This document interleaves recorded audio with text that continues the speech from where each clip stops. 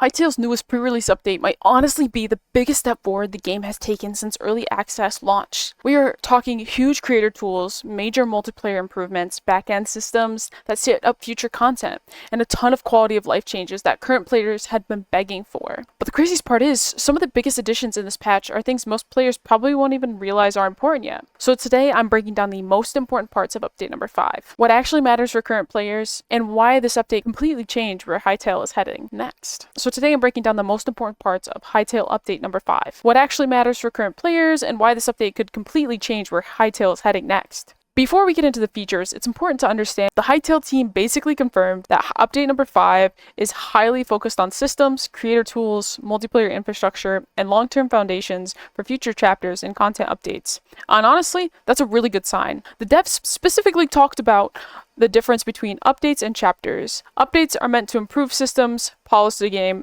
and build the foundation, where chapters are the huge story content and major gameplay expansions that will happen later. Even though this patch doesn't completely overhaul the exploration mode and add an entirely new zone, this update is still laying the groundwork for much bigger content later this year. One of the biggest parts of this update is how Hytale is investing into creator tools. And if you're paying attention, this is honestly what separates Hytale from other sandbox games right now.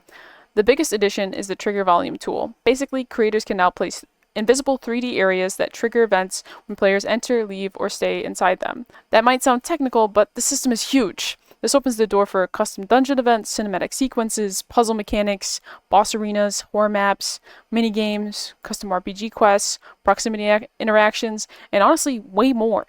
This is the type of system that turns Hytale from a sandbox survival game into a full game creation platform.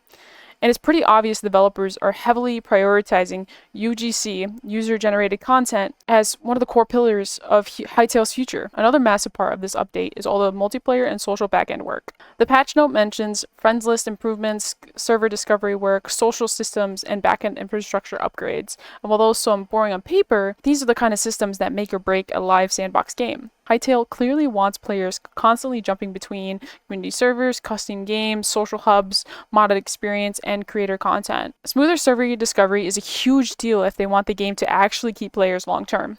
Honestly, this update feels like the devs are preparing the game for a much larger player ecosystem, not just survival mode, but an entire platform. Now, outside of the big future-focused systems, there are also a ton of quality of life improvements throughout this update. And honestly, Hytale's update cadence has been kind of impressive lately. Since launch, they've been rapidly pushing performance fixes, UI improvements, modding support, world generation tweaks, crafting improvement, builders tool, multiplayer stability, and general polish of the game. This update continues that trend hard. That's important because this game is still very clearly in early access, but compared to launch, this game is already becoming significantly more stable and feature-rich. And I think current players are finally starting to see the long-term vision come together. I think the biggest takeaway from Update 5 is that Hytale's development finally feels focused. Instead of randomly throwing content into the game, developers seem to be building towards something much bigger, a sandbox RPG platform powered by community content. And honestly, that's probably the smartest direction they could have taken. Games survive long-term because of creators, because of communities, because players can keep making new experiences. Minecraft survived because of servers and mods. Roblox survived because of creators. Fortnite evolved because of the creative mode. And Hytale feels like it's trying to combine all those ideas into one game. Now, obviously, there's still a long way to go. The game still needs optimization, more progression, more content, more polish. But this update makes me way more confident about where Hytale is heading as a game. So those are the biggest things you need to know from Hytale's massive update number 5. I want to know what you think though. What's the most important feature in this update, and what does Hytale still desperately need to add to the game?